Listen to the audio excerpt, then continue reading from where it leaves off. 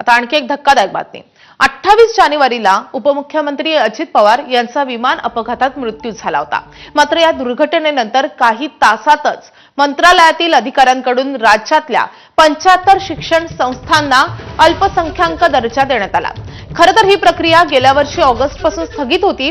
मात्र दादांकडे हे खातं असताना त्यांच्या मृत्यूनंतर तातडीनं या दर्जाची अक्षरशः खैरात वाटण्यात आली आहे। धक्कादायक म्हणजे यातील पहिलं प्रमाणपत्र अजितदादांच्या अपघाताच्या दिवशी 28 जानेवारीला दुपारी 3:09 दिलं गेलंय। माझानं काल हे प्रकरण उघड केलं आणि दिवसभर याचा प्रचंड पाठपुरावाही केला आणि त्यानंतर मुख्यमंत्र्यांनी याची दखल घेत तातडीनं या निर्णयाला स्थगिती दिली आहे। या प्रकरणाची चौकशी करून दोषी अधिकाऱ्यांवर कारवाई करा असे आदेशही मुख्यमंत्र्यांनी दिल्याची माहिती आहे। तर एबीपी माझाच्या बातमीची दखल घेत अल्पसंख्याक विभागाकडून देण्यात आलेल्या 75 प्रमाणपत्रांच्या प्रकरणात चौकशीचे आदेश देण्यात आलेत।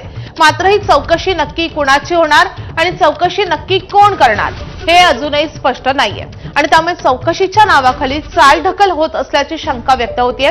अजित पवारांच्या अपघाती मृत्यूनंतर अल्पसंख्याक विभागाकडून देण्यात आलेली जी 75 प्रमाणपत्र रद्द करण्यात आलेली आहेत त्या सर्व प्रमाणपत्रांवर अल्पसंख्याक विभागाचे उपसचिव मिलिंद शेणॉय यांची सही आहे आणि त्यामुळे या प्रकरणात मिलिंद शेणॉय यांची चौकशी होणार का हा प्रश्न विचारला जातोय। त्याचबरोबर अल्पसंख्याक विभागातील आणखी कोण कोण अधिकारी यामध्ये सामील आहेत हे देखील समोर येण्याची गरज आहे आणि त्यामुळे या प्रकरणातील सत्य राज्य सरकार समोर आणणार का याकडे सगळ्यांचं लक्ष आहे। तर अत्यंत धक्कादायक प्रकार समोर आलेला होता।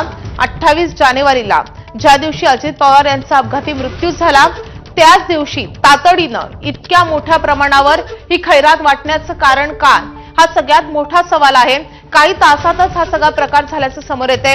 28 तारखेला सकाळी त्यांचा मृत्यू झाला आणि दुपारी 3च्या सुमारास हे कागदपत्रांची किंवा ही एकूण मान्यता देण्यात आलेली होती आणि यामध्ये अधिकारी मिलिंद शेणॉय यांची सही असल्याचंही समोर आलेलं आहे। 75 अल्पसंख्याक विभागातील हे सगळे दर्जा देण्यात आलेला आहे। 75 शिक्षण संस्थांना हा दर्जा त्या दिवशी देण्यात आल्याचं समोर आलेलं आहे। त्यामुळे हा अत्यंत धक्कादायक प्रकार समोर आल्यानंतर काल एबीपी माझानं याचा पाठपुरावा केला आणि त्यानंतर मुख्यमंत्र्यांनी या सगळ्या प्रकरणाच्या चौकशीचे आदेशही दिलेले आहेत। मात्र खरंच चौकशी केली जाणार का, ही चौकशी नेमकी कोण करणार, कुणाची करणार असे अनेक सवाल या निमित्तानं उपस्थित होत आहेत।